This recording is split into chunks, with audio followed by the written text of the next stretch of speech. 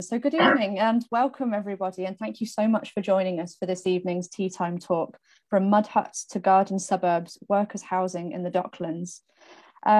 Tea Time Talks is a series of talks inspired by the history and people of 14 Henrietta Street in Dublin 1. And for those of you who aren't familiar with it, 14 Henrietta Street is a social history museum of Dublin life, from one building's Georgian beginnings to its tenement times. And it's run by Dublin City Council Culture Company, which runs cultural initiatives and buildings through the city.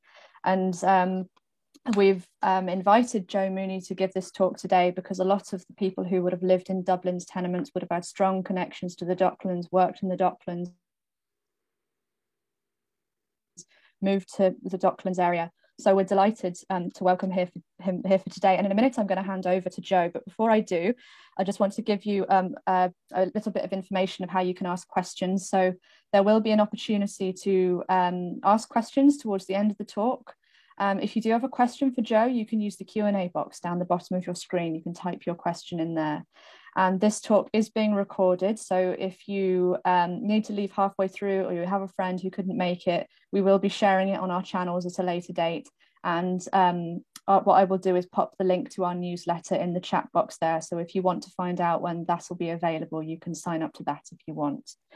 So I'm really delighted to welcome Joe Mooney here with us this evening. Joe is a longtime community activist, a member of the East Wall History Group, and a coordinator of the annual Sean O'Casey Festival. And the East Wall History Group is dedicated to collecting and sharing the stories and heritage of the East Wall and North Docklands community. The group shares regular research projects online, has published a number of books, conducted a variety of walking tours and seminars, and has produced a feature-length documentary about Sean O'Casey and his collaboration with Alfred Hitchcock. So without further ado, I will hand over to Joe. First thing to say is thanks very much for the invite. I know we were supposed to do something last year when we were live and could meet each other. So I'm glad to have the opportunity to do this on Zoom. In terms of tenements, the Docklands area, the North Docklands, didn't have the same kind of tenement population as a lot of the North Inner City. It would have had some tenement housing on, particularly around Common Street, Sheriff Street, but it did have its share of overcrowding, unsanitary conditions, and it would have had a lot of the problems associated with tenements. And the title screen there that you can see is Cody's Cottages on Ossory Road, and those cottages would have been typical of a lot of the housing around the Docklands, very similar. So one of the good things about being involved with the history of the North Docks area is that there is a very definite beginning.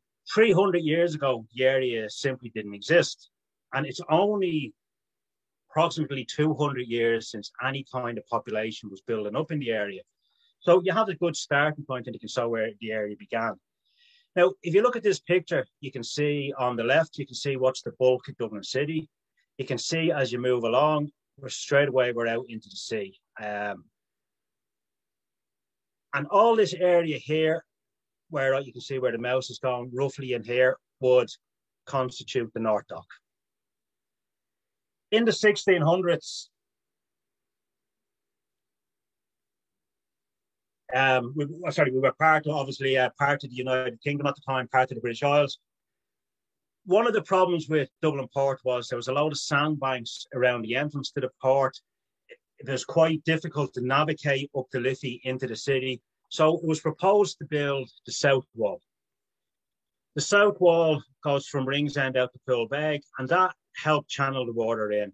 Following on from that, we had the building of the North Wall, and then we had the building of the East Wall, which was controlling the flow of the Tolka.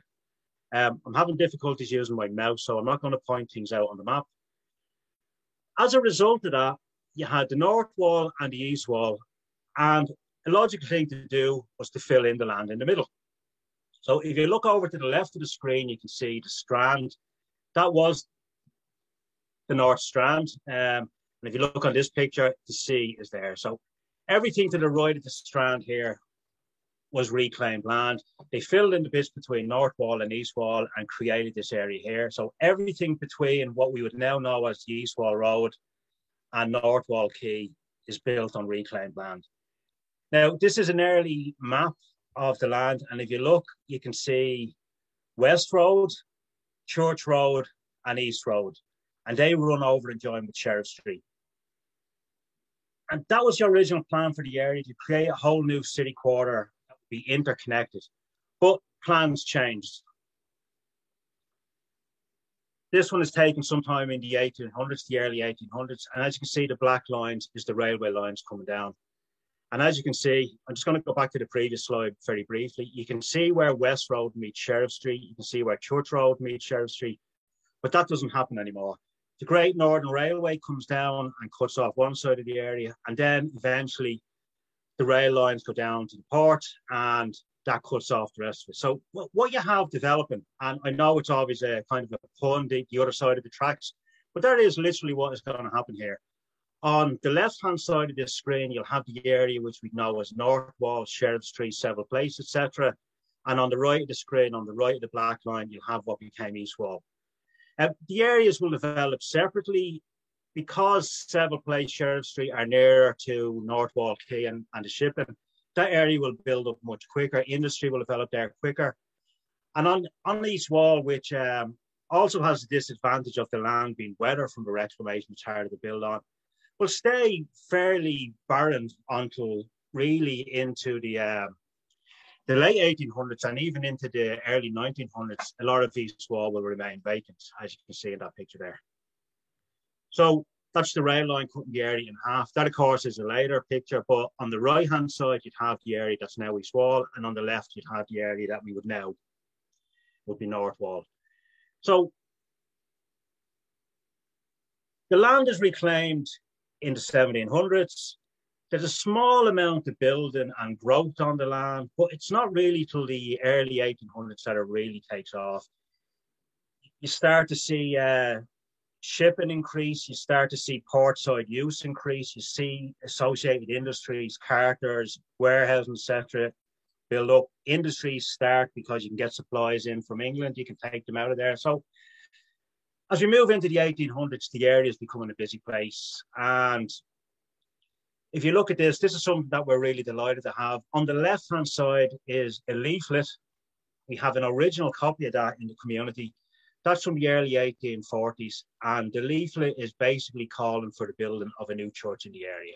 And what it says is, this locality comprising the district between the North Wall and North Strand from the Custom House to Annesley Bridge and the Lighthouse contains a population of between 3,000 and 4,000 souls. It lists what they work at: the ballast office, Custom House dock, the railroad, the steam packet companies, etc., and says that the people who are in these jobs want to live locally and their spiritual needs need to be addressed. So the church is built. I'm going to use that as a reference point shortly. So just, it stands there, and I'm sure people are familiar with it. That's St. Lawrence O'Toole's Church, which opened in 1847. Something else we have in the community, which I think is it's something that we're really proud to still have, is this very rough census.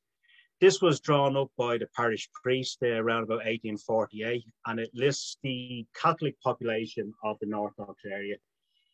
They literally go street to street, put down the name of the head of the household, which of course was the man at the time, and how many people are living in the house.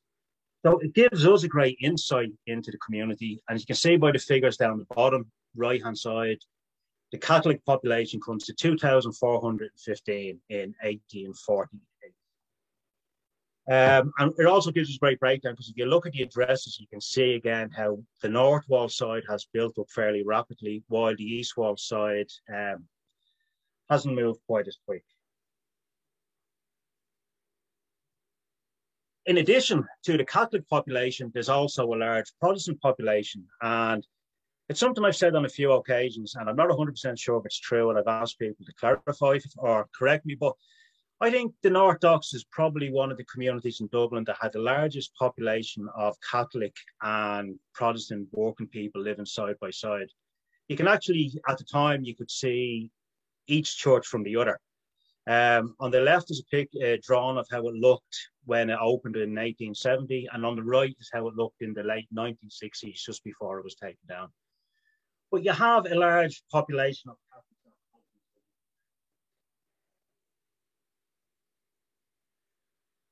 the reasons why the population increased are kind of obvious.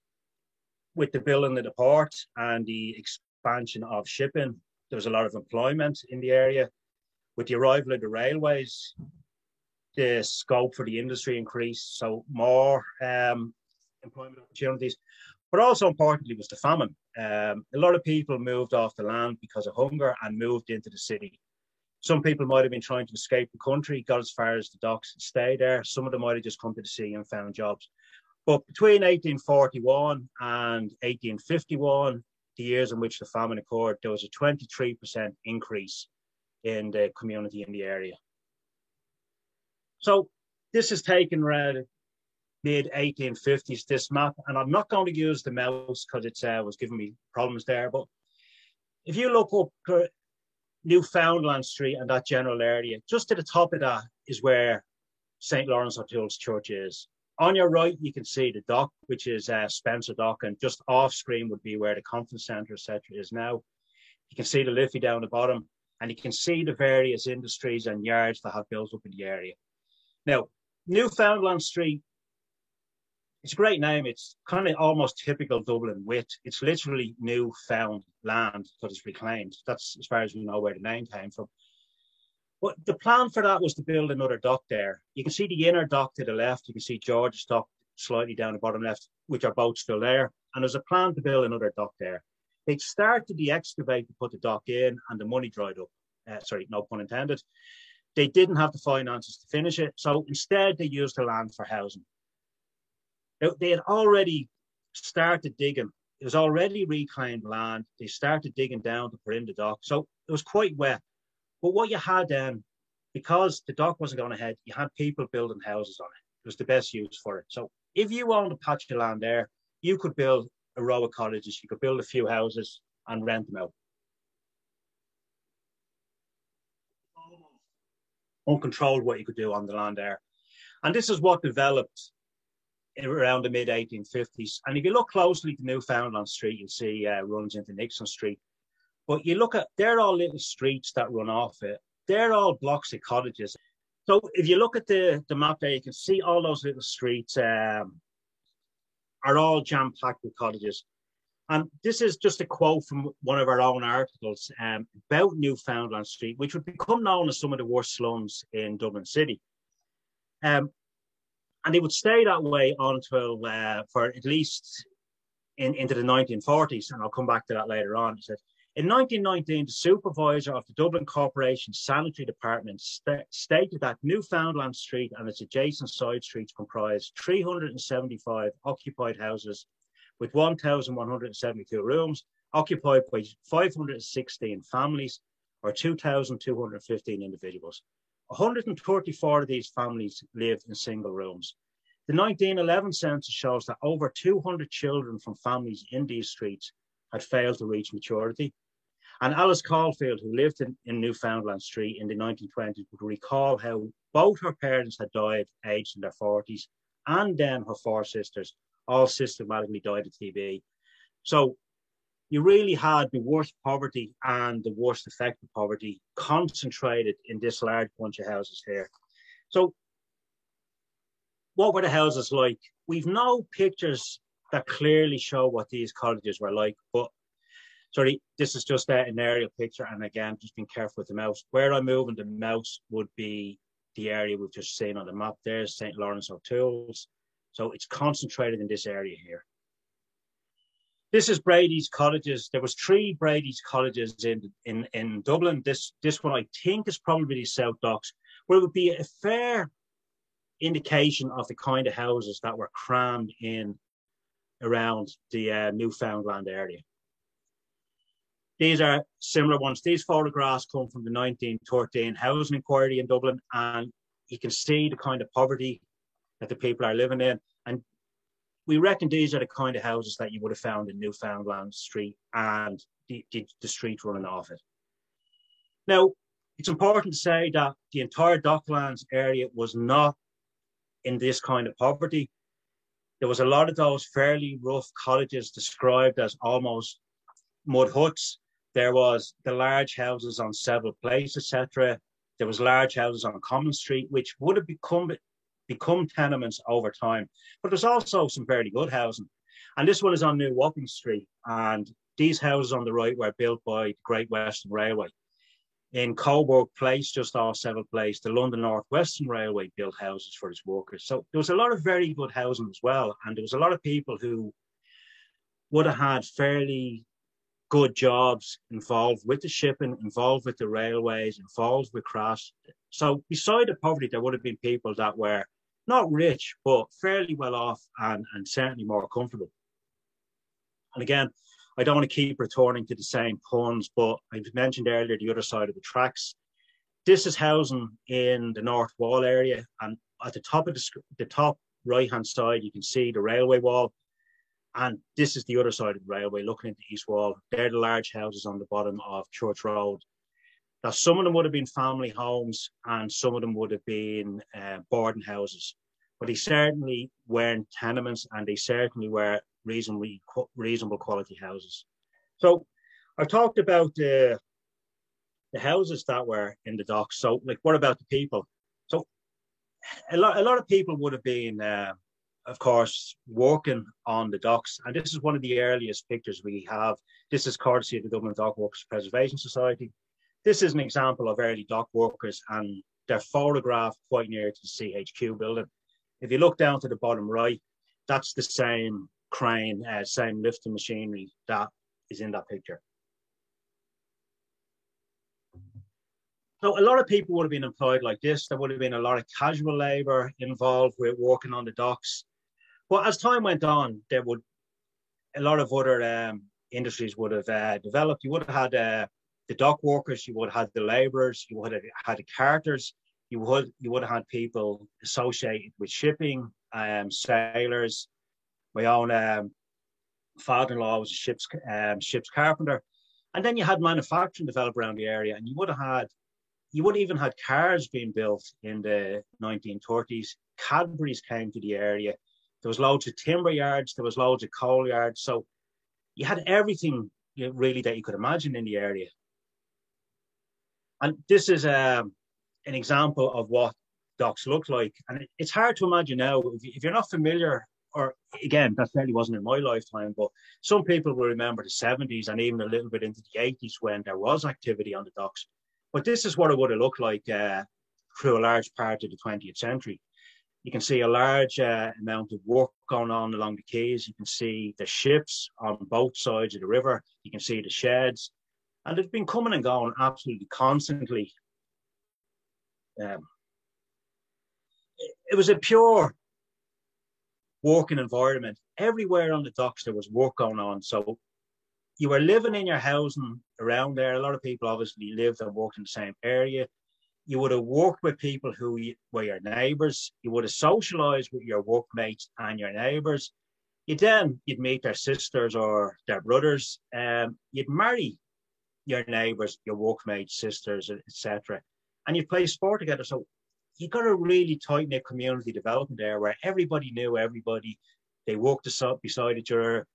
They socialised. They had sports together. Their kids went to school together. So it was a very tight-knit area and very much attached to the work.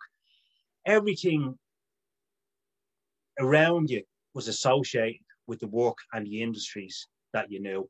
And there's no better example, really, I think, than the cattle trade, because I know Henrietta Street have been collecting their own oral histories of people's experience in the tenements and in the city. And I know after they done the Docklands talk last year with the dock workers, they had stories about the cattle. And I'm just going to use that as an example of something that was so prevalent in the docks. And this was right up to the 1980s. And I'm just going to quote from some of their material.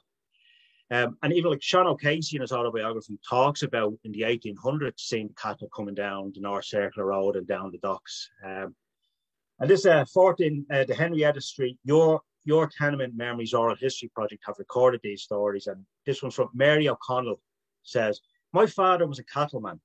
Crush's Street was all cattle, and Monday he used to do the sheep. They used to get off the train in Cabra from the country, and you'd hear them all down the road. And then they'd hear them from there down the North Wall, and they went on the boat. God help you if you were getting on the boat, because they didn't have stabilizers then. And if the cattle moved, the boat rocked. And again, there's countless stories like that. Esther Gannon lived in Sheriff Street. This is again from the Henrietta Street Oral History Project. Her father was a dock worker and her brother was a button man on docks. And when they lived in Sheriff Street, Esther remembers the cattle being driven down to the docks to be put in pens and exported on a cattle boat to England. They would sometimes break away from their minders, turn around and run into the house.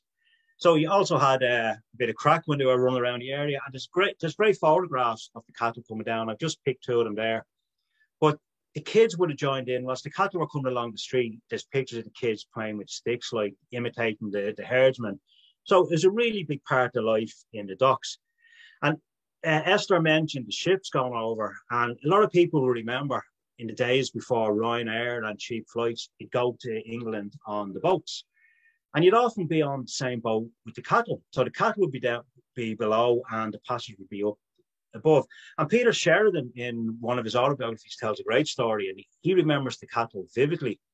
And then he remembers going over to see Manchester United play, and he goes on the boat. And he's never made a connection between the food on his plate and the cattle. And he's really shocked when he realised that they weren't going on holidays. He'd seen them going on the ship and was going like, that's great for them. It was only then he realised they're actually going to end up on his plate. And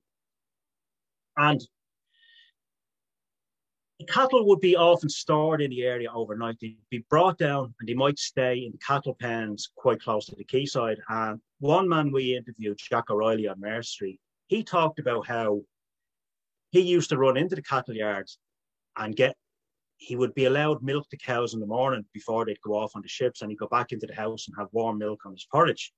And Jack also told a great story about how Mrs. Bellew was a woman who lived on Mare Street. When Gene Autry, the famous cowboy actor, visited Ireland, he came in on the North Wall and his horse came in, and she ran out and cut a piece off the tail and had it as a souvenir, was running around waving a piece of Gene Autry's horse's tail. But animals were always part of the life in the Docklands. Something I'm not going to go into now, but there was a lot of piggeries associated with the cottages. Around the cottages, people would keep pigs and other livestock. Grania Keeley, who lives on Abercorn Road, another woman we interviewed, talked about her brother was working on a ship and they were taking sheep over. And the practice was, if animals were born either at the quayside or on the ship, they'd just be killed, like, because the babies were no use to anyone. He took a fancy to one of the baby sheep that was born on one of the journeys, and he brought it home and they raised it essentially as a dog. They gave it the name Fly. The kids on the street used to knock on the door and say, can Fly come out and play? And they'd play with the sheep on the street. We have a photograph of a woman with a goat on a leash taken on St. Mary's Road in East Wall in the 1940s. And my own father-in-law, which, as I said, was a ship's carpenter, had a pet monkey for a short while. And the valuable lesson he taught the family was whiskey and monkeys don't mix. They only had it for a short while. But just moving on, talking about the working life on the docks, working life began very young. You were legally obliged to go to school until you were 14. But a lot of kids would leave school at 14 and go straight into work. A lot of the work was casual, so sometimes they'd leave school and not really find any work. But that picture is taken on the East Wall Road, the Wharf School, which still exists as St. Joseph's Co-ed. And I know it might seem surprising, but that, as far as we know, is a full class. We've seen classes with 40 or 50 kids in it. So one of the teachers there in the 20s was John D. Sheridan, who went on to become a newspaper columnist and an author. And he wrote a book called Paradise Alley, which is a fictional account of a teacher in the Docklands, but is based purely on fact from his time there and stories he gathered. We know that because we've researched it and we can match them. He has the character in the book who's a school principal making this comment about the kids in the Docklands. He said, "It was my sorrow during my years in Paradise Alley to see most of my good quality pupils leave school forever at 14 and forsake books for grocery baskets and carrier bicycles. Many of them indeed left for no more profitable occupation than that of holding up the nearest wall. And some of them didn't even wait till they left school to start working. And I'm just going to read a very brief quote from Michael Ryan's autobiography. It's Michael Ryan, My Life in the IRA. The first 50 pages or so was about his childhood growing up in the Docklands in the 1930s. He said, "Our poverty meant that neither my sisters nor I could consider staying on in school. Even before we left, we supplemented our social welfare payments by making a small hand cart and buying loads of short pieces of wood from a local timber merchant. We chopped them into tin sticks at home and tied them into bundles for kindling. The load would cost about a shilling, and we would get perhaps 120 to 140 bundles out of the load, which we would then load onto a box car and sell door to door. We would all take a hand in the chopping and tying, but my sister Greta and I usually did the selling." And he says in it that he thinks most people bought them out of sympathy because of their poverty rather than really needing them. And he talks about being delighted of getting home and being able to hand the money over to the family.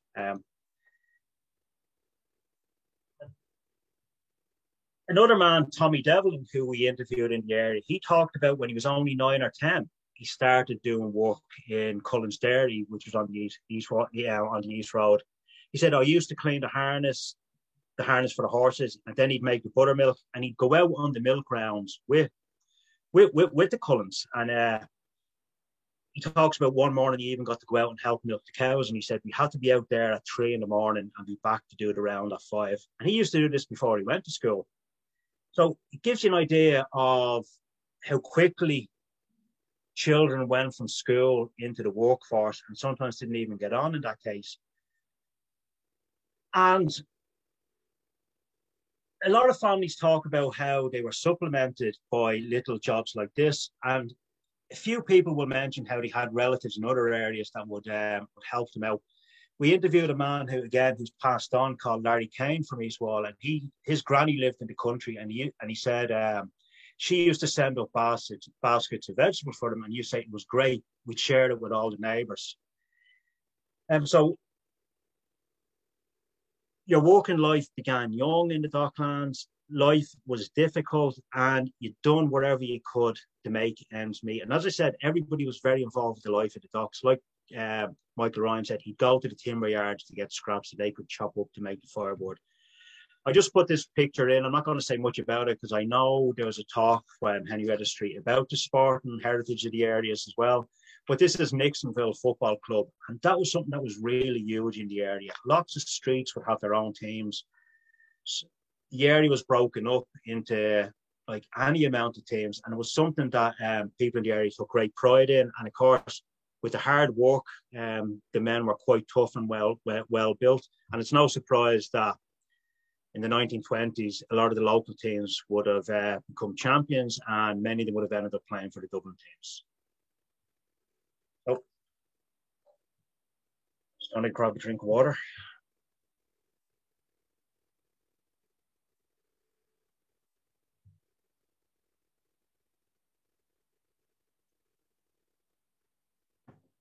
Okay, so moving into the 20th century, talking about styles of housing.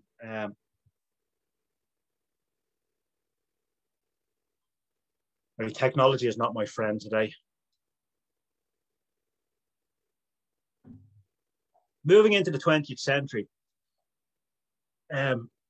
this picture here is taken on Merchants Road in 1913. And something that I mentioned earlier was the amount of employer-built housing in the area. Now, in some ways, this would be great. You'd have a job and you'd get a house, but there was also pitfalls. For example, of really good housing in the area is Fairfield Avenue, just off Church Road. And it's worth going to look at the houses because I think they're unique in Ireland. They were built by a Scottish shipbuilder who was setting up in Dublin Port, found that he couldn't get suitable housing for his workers. So he simply built houses in the area, and they're built to a very specific style that you find in Glasgow. The Merchant Warehousing built their own houses in 1908 for their workers. It got the nickname of Compulsory Row because if you worked for the Merchants' Warehousing, you had to live in their houses and you had to pay them rent. But in 1913, as we all know, the Great Lockout came, and when the workers and the merchants got involved in the lockout, they were simply evicted from their houses. That picture shows one family in the process of being evicted, but we know in December of 1914, 72 families were evicted. And we've been lucky enough to talk to descendants of those families, and some of them ended up living in tents up by the river. Some of them managed to live with other families for a while, but we're glad to say that like quite a few of them still managed to stay in the area. Now, I'm going to talk about two people in particular who are from the area who would quite influential in looking at the housing issues in the city, but particularly in the Docklands. This here is Carpenter. Walter Carpenter spoke at the 1913 housing inquiry, which was held after the collapse of tenement buildings in Church Street. He would then run for election the year after. But if you look at his election leaflet, he says that he's the man who exposed the slum owners. And what he discovered was, in preparing for his contribution, there was an absolute scandal going on across the city where if you owned a residential property and you had people living in it, if the Dublin Corporation inspectors inspected it and discovered it was substandard, you were required to bring it up to standard. And if you did that, you got a rates rebate, which was quite sizable. The problem being is he discovered that a lot of people had their house declared as unfit to live in. They then got a certification to say they had improved it, got their rebate, but had never done the work. And he was fairly scathing of Dublin Corporation officials for allowing this kind of stuff to go on. He also made a number of he didn't just criticize what he saw going on, he also made some very good recommendations on what needed to be done.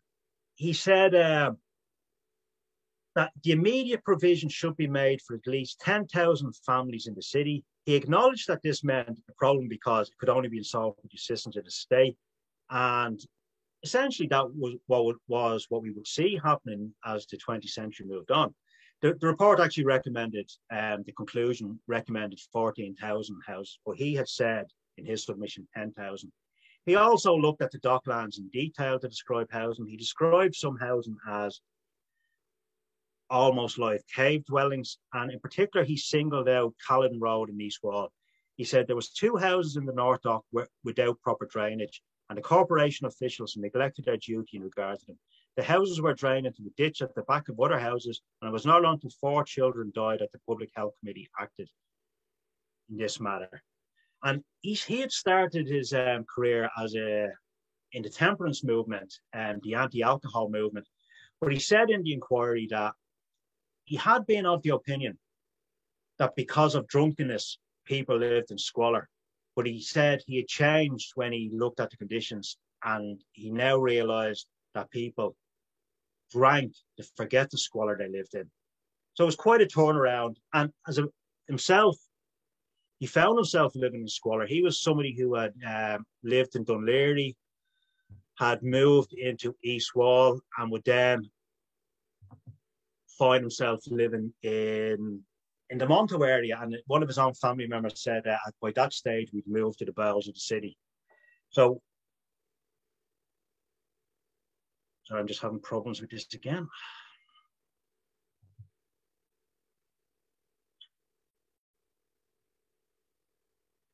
Okay, this is the picture I started with. This is Cody's Cottages on the Ossory Road. From where that picture is taken, above you would be the railway line, the Great Northern Railway line. And I'm going to go back to that tried and tested metaphor of the other side of the tracks. This is Ossory Road, Cody's Cottages, and this is St. Barnabas Gardens on the opposite side of the road. And this is a quote from the Spectator newspaper in 1925. It said, The traveller from Belfast by the Great Northern Railway sees Mr. Hall's neat little colony lying to the left just before the train slows into Amos Street terminus. Near the colony are squalid cottages, not much better than wood cabins, relics of the Dublin from which the inhabitants have escaped.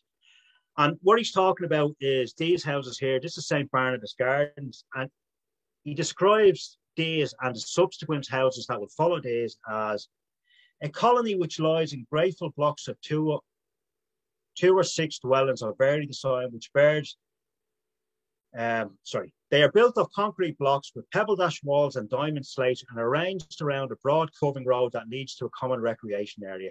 There are large open gardens at back and front, and tenants may be seen busy at their kitchen gardening. Each of the houses contains, on the ground floor, a kitchen, living room, a sitting room, scullery, and a large pantry on the floor above.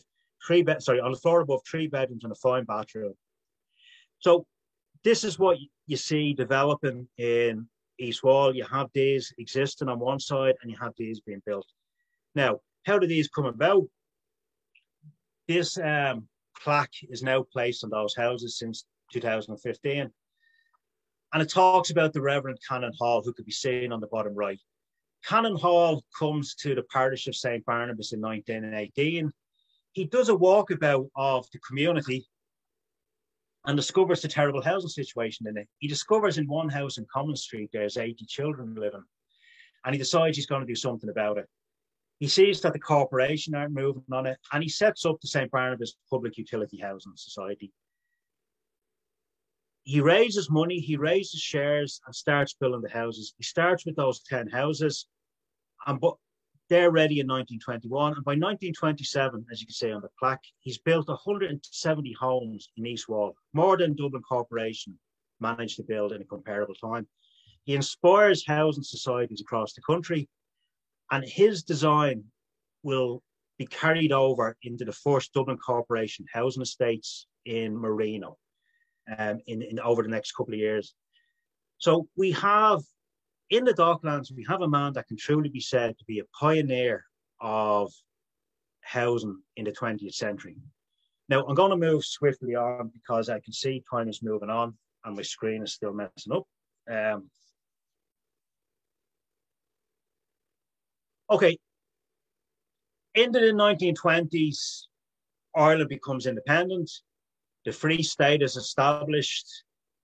We have our own Parliament, and major steps are starting to be taken at looking at the housing problem and addressing the issues in Dublin.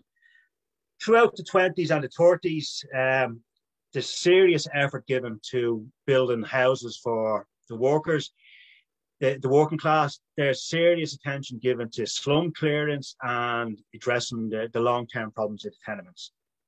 There's 2 major ways this is going to be done in the city. One is by housing estates, and the classic ones will be what Marino I've already mentioned. In the 20s, Drumcondra, Donnycarney and Cabra will be built.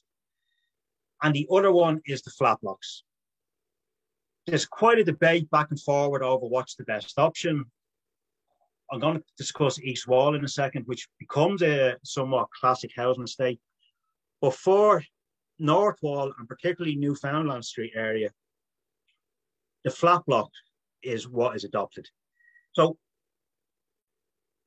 in the 1920s, the largest housing estate is Donnycarney, which has 1,400 approximately houses built. In 1938, it's announced that Newfoundland Street, which is something people have known for probably 50 years, is unfit for human habitation, and it's going to be cleared. They initially talk about building houses on the plot, but because they want to retain as many of the original tenants in the area as possible, they want them to live near where they work, they decide a better option is the flat blocks. And again, the debate goes on all over the city about which is the best option, but this is what's chosen for the Sheriff Street area, and essentially on the earlier maps where we saw Newfoundland Street, this is what would replace them. 576 flats and 32 shops is the plan. The tenanting of Newfoundland Street begins in 1941, And it's the late 1940s, early 50s before flat blocks are complete. And we have Phil Shanahan House, named after the TD, St. Lawrence's Mansions, and Bridget's Gardens. And I was disappointed. I found it very hard to find good pictures of Sheriff Street where the dereliction, unfortunately, wasn't clear. But there are images of what the blocks were like. Those pictures are probably taken in the early 90s, late 80s. But that was the predominant housing style that was built in the North Wall area to address the housing problems. And a lot of the people who would go into those flats were the people who had lived locally, and some would have been brought down from the tenements and the slum clearances in what would be the broader North Inner City. Now, I'm going to skip over this. That's the original East Wall School. The little note on the bottom is written by parish priest in 1935, and he gives a prediction for how many houses are being built in the area, 580 houses, and predicts that because of this, there'll be an increase in the population of 468 persons. And he's doing those notes because they want to build a new school. This is a hand-drawn map by Mary Murphy of the East Wall History Group.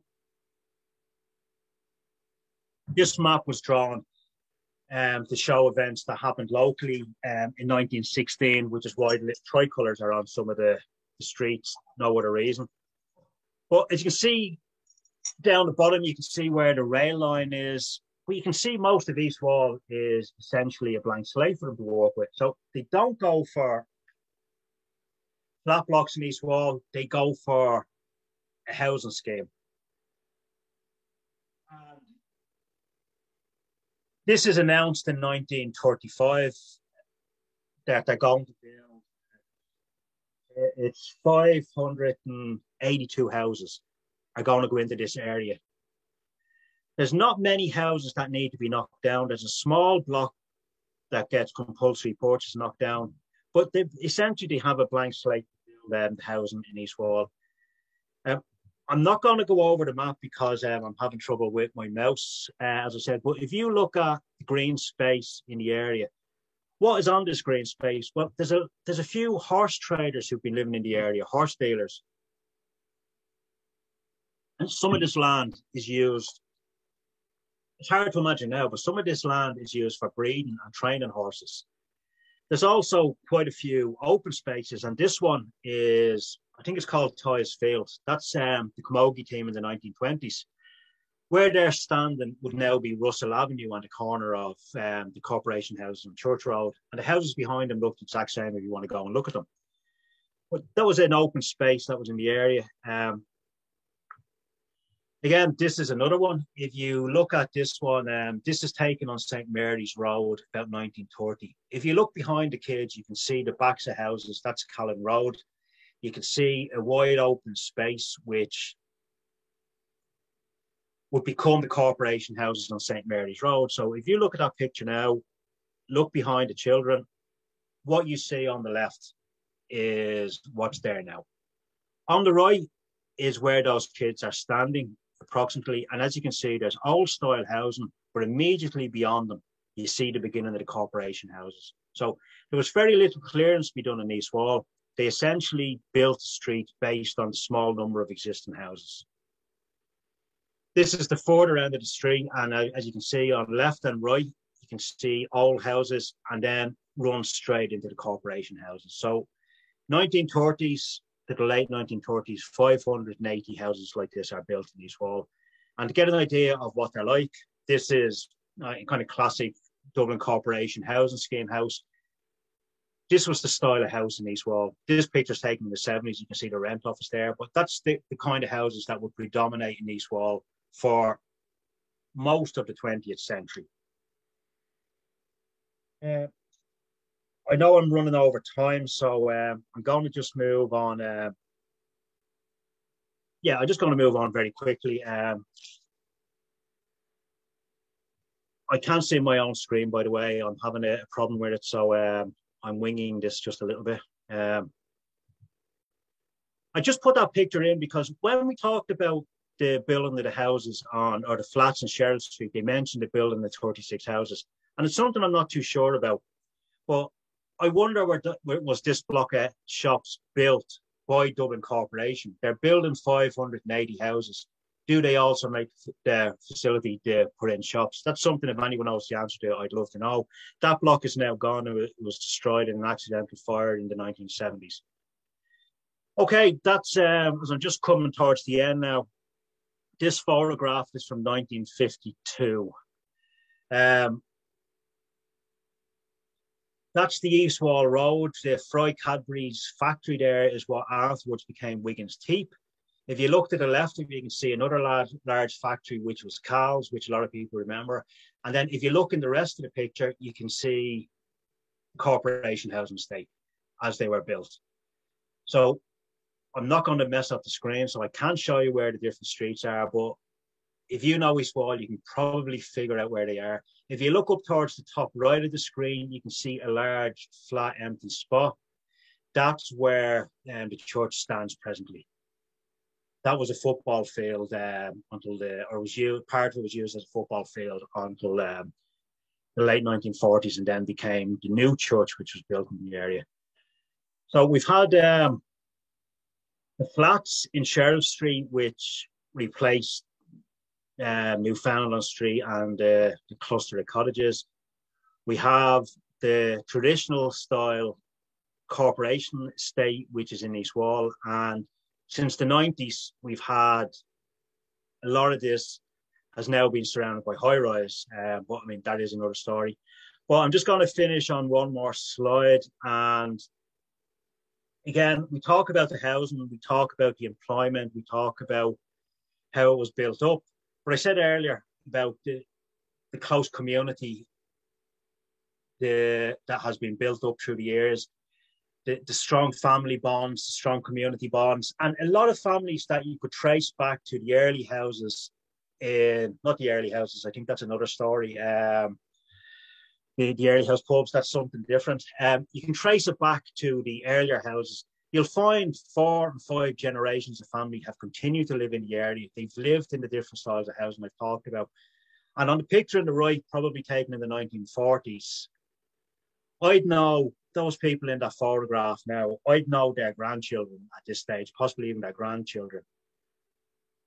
Some of whom are in the picture on the left, which was taken in the 90s. And I'd know some of those kids in those pictures. I'd know their kids now. So there's great, when we talk about the housing, we talk about the workforce. The thing about the docks, the Docklands area, the North Docks, which makes it great, is the people there who have suffered through the poverty. Some of them had benefited when times were good and employment was easily available. A lot of them suffered when employment was hard, but it's still a very strong community. And lastly, I'll just say thanks again to Kate for giving me this opportunity. Apologies for the technical glitches, but thanks for the opportunity, and thanks to Henrietta Street for facilitating talks such as this. And down the bottom of the screen, as you can see, I've just thanked, I've acknowledged where a lot of the photographs came from, and I've thanked a few people individually who have donated pictures to us down through the years. So with that, I think I better finish. Thank you, Joe, so much. That was absolutely brilliant. And I think if we were in the real world, Joe would have earned the biggest round of applause going, because literally only 2 minutes before we invited you all in at the start of this talk, you had to change laptops. So thank you so much, everyone, as Joe says, for bearing with us while we ironed out those glitches. So now is your opportunity to ask Joe any questions you might have. And while you do that, you can use the Q&A box down at the bottom to type your question in. While I give you a chance to do that, Joe, I might start by asking if there's anyone who is interested in finding out more about the East Wall History Group or who would like to get involved. How can they do that?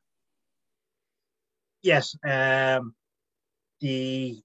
you'll find us on Facebook under East Wall History, and there's also a community website called eastwallforall.ie. And if you go onto the East Wall for All, you'll see longer articles we've done on aspects of the history. On the Facebook page, you'll find photographs, stories, videos we've done, and you can contact us on eastwallhistory@gmail.com. And what I would say, just because you've asked me that, I would encourage anybody who has stories to share, who have photographs to share, to get in touch with ourselves or Henrietta Street to share them, because something we've learned over the last few years is sadly people die, people pass on, and their stories could die with them. We found incredible memorabilia sitting in people's houses. So I'd ask people to go back and look. If you have stories to share with us or Henrietta Street, please do it now. And if you have memorabilia photos, please get them out there. Thanks. Yeah, I've just put the East Wall for All website address in the chat there for anyone who's interested. So East Wall Stories, get in touch with Joe. Tenement stories, doesn't have to be just Henrietta Street, any tenement stories in Dublin, we'd love to hear from you. So our email address is memories@14henriettastreet.ie. So there's a few questions come in here, lots of people saying thank you for the talk, which is lovely. Thank you, everybody. One question, first question says, just wondering what is now in place of that Protestant church that was demolished, and where is it? It's at the corner of East Road and Sheriff Street. If you come up New Wapping Street, if you get off the Lewis or Spencer Dock and you come up New Wapping Street, you'll see a large canary yellow apartment building in front of you, and that's exactly where it stood. So if you're coming down from St. Lawrence O'Toole's, down from Sheriff Street, heading down towards the port, you go over Spencer Dock and you'll see large yellow, canary yellow apartment block in front of you. That's exactly where the church stood. Thank you. There's a couple of questions about some of the photos that you shared, amazing photos in your talk there. Someone asks, when was the last photo on the left taken, please? So I think that's the more modern photo.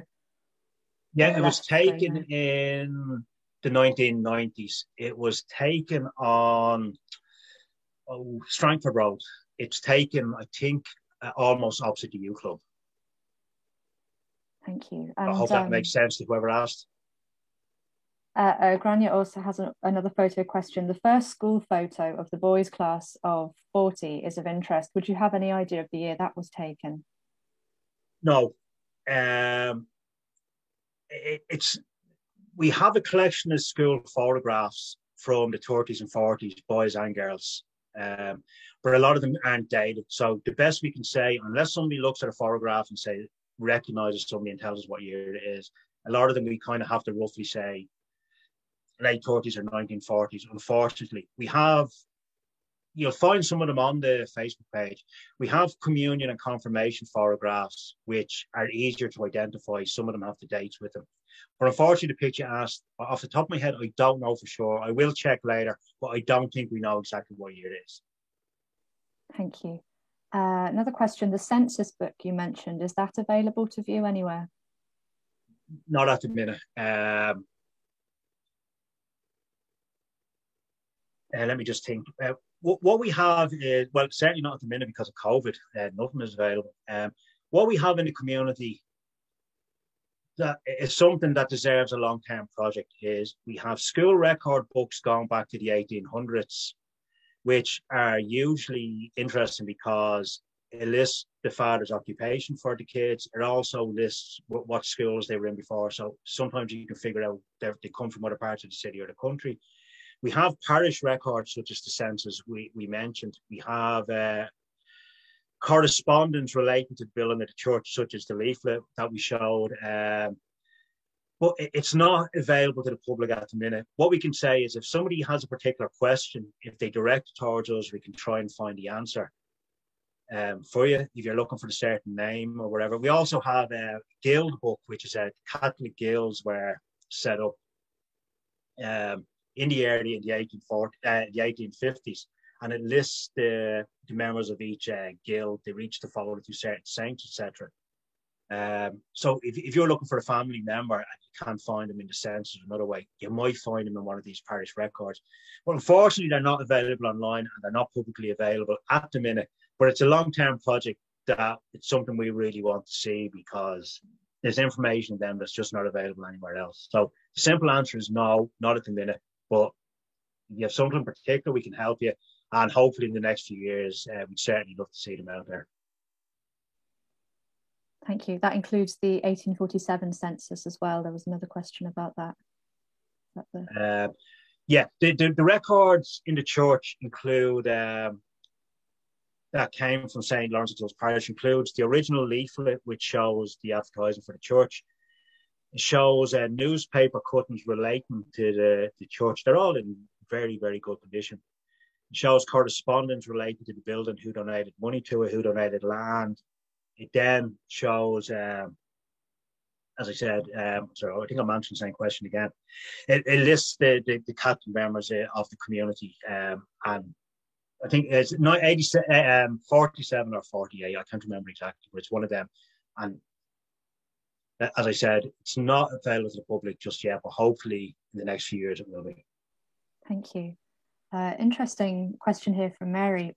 Fascinating talk, Joe. Brilliant images too. Has there been any research on whether Cannon Hall's achievements in providing housing could be a useful example for solving current problems in the city?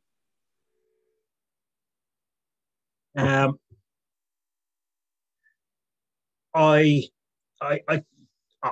to pass the book on that one, Mary. The person to ask, or the person who's the expert on Cannon Hall, is Ruth McManus.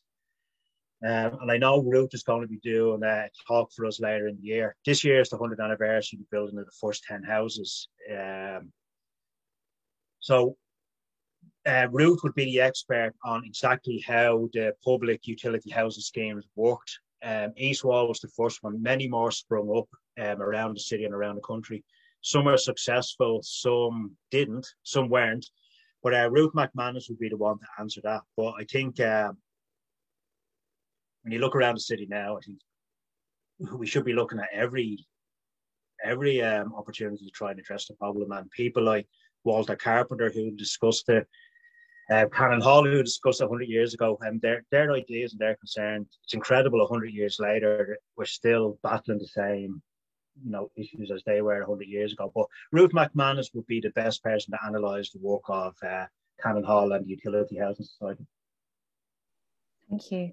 Another question here about the housing. Why do you think the different kinds of new housing were chosen for North and East Wall? Was it population size? Yeah,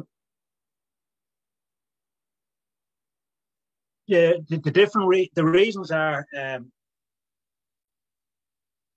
I just go back on? No, I won't go back on the map. It might cause problems. The different reasons would have been the different kind of areas that had developed. In the North Wall area, with the Newfoundland Street and the big bunch, the cluster of houses around, like the 100 houses concentrated in there, they wanted to rehouse people in the area that they were already living in, because a lot of them would have worked locally. So the easiest way to do that, to get the maximum density on that area, was to go with the flat block style. So that's why they went with that for there. With East Wall, you didn't have much housing that needed to be demolished and removed. So you weren't rehousing an existing population. So you could be more extravagant, or not more extravagant. You could go for lower densities. And again, something I didn't really discuss in it is the houses that were built, the corporation houses, had a front garden and a back garden. And there's loads of great stories about that, about people growing things and renting their gardens to other people and keeping chickens and stuff. But anyway, that's another story. But the main reason is that you had in East Wall, you had land available to build a corporation type scheme. You could rehouse some of the people that were already living there, and you could bring in lots more people. And that's where the detenanting of the tenements fed into East Wall. People could come and live in the new house in East Wall, or the slum clearance. People like that could come into East Wall, and you could rehouse people already there. That wasn't possible in Newfoundland Street. They thought about it originally, but to get the best, the best opportunity to rehouse the people that were already there was going with the flat block style. There was more land available in East Wall to build a traditional corporation style estate, and you didn't have to rehouse an existing population. Whereas with Newfoundland, part of the priority was to keep the people who live there and work locally in the area. There's a wonderful question here about local folklore. Local folklore in the 1930s used to refer to a ghost called Jos Bollens, the Headless Horseman. Does Joe know the origin of this story?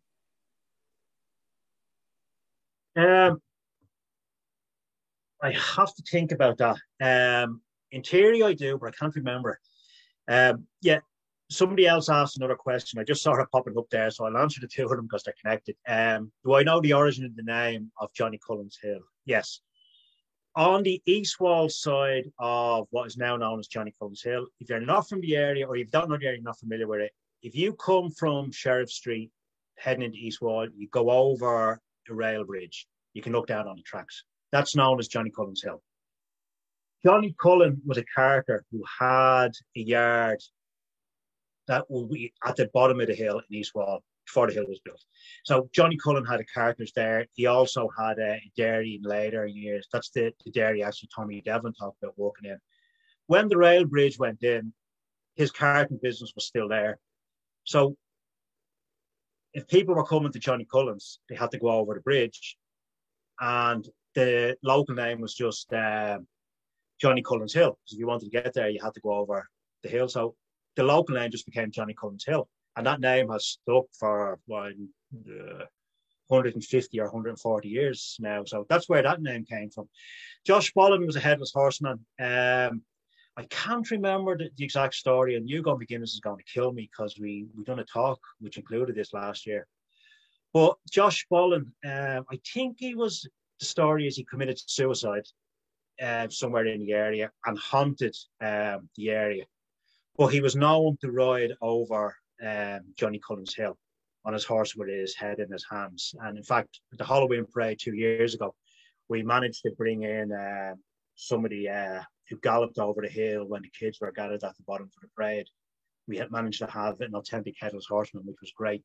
I can't remember the story. I'll dig it up and put it up on the Facebook page in the next couple of days.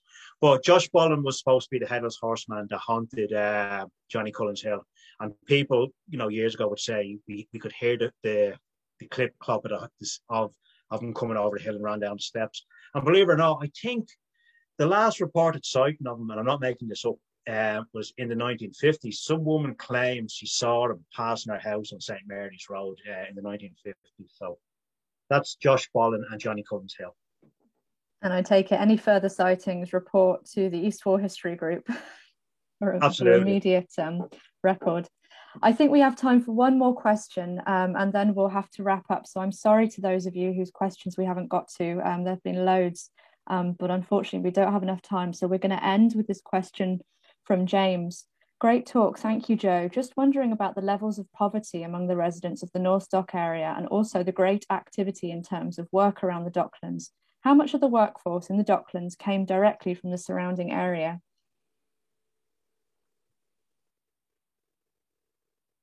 Most of them would have come, an awful lot of them would have come from the local area because the area started when the port was building up, the industry developed around it, the railway came. So it all built up based on the work. So people came to the area to work. They needed houses, and that's why the houses started getting built in such numbers, particularly in North Wall. The catchment area for working on the docks, there's no official catchment area, but historically, the bulk of dock workers or people who worked on the docks would have come from the North Wall area, the East Wall area, and North Strand, Ballybock, and North Inner City. So that would have been, so most of the people that lived there, who worked in the docks, certainly for a long period of time, would have lived locally. Later on, as people, certainly like some people from the area would have moved out to corporation houses in Cabra, out into Coolock and areas like that, and would have still remained working in the docks. So originally a lot of the workers would have lived locally, and that was a tradition that kept going for a lot of years. And if you look at, you asked about the poverty. Poverty, again, in the likes of Newfoundland Street was some of the worst housing conditions in the city. Something I didn't mention is one of the essential items of furniture you were supposed to have if you lived in any of those cottages around Newfoundland Street was a table, because it flooded so often, your house would flood and the water would rise. You needed to put anything you had on the table. So that gives you an idea of how bad it was. So I lost my track of thought there for a minute. Oh yeah, but the work and the housing and the lifestyle was intimately connected, as I mentioned, with the family connections, the work connections, etc. And moving into the more modern era, a lot of people associate the docks with poverty, crime, and the degeneration. That began really in the 70s with the change of working life on the docks. So that's how closely everything was connected. When there was work, people could thrive. There was always poverty, but as the 20th century went on, especially with unionisation, people could make decent wages working on docks. People could have a better quality of life. But in the 1970s, late 60s into 1970s, with the change in work practices, containerisation reduced the need for individual labourers on the docks. So people started to lose their jobs. As people started to lose their jobs, then moving into the 70s and 80s, that's when you really saw the poverty hitting the docklands. You saw an increase in drug use. You saw an increase in criminality in the area, which it's not fair to associate the area purely with that, which a lot of people do now. But there is some element of truth in it, and work, poverty, and living locally are intricately connected. Thank you. Well, I think we will wrap up there. And again, apologies to those of you whose questions we didn't have time to get to. Just had loads, there's a lot of interest. So I guess the only thing to do is to plug thing. I see some of the questions that have come in. I just posted an article today. Sorry to cut you off there. Sorry.